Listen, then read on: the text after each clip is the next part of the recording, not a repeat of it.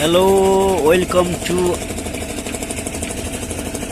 channel ARV construction channel.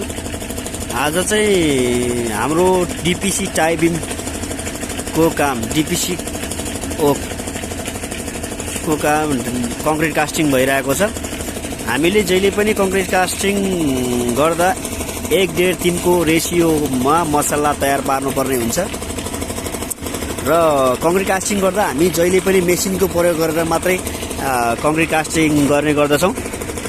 आज चाहिँ DPC tie beam ground लेभलमा फाउन्डेसन लेभलको ग्राउन्ड लेभल भन्दा भित्र फाउन्डेसन हात्तीपाइलेदेखि माथि बस्ने टाई बीमको काम भइरहेको छ। यो टाई बीमको चाहिँ साइज चाहिँ 9x9 को बीम रहने गर्दछ।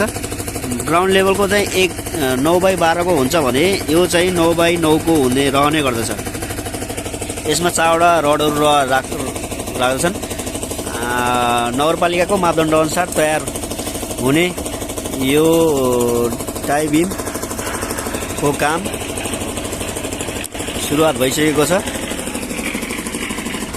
हामीले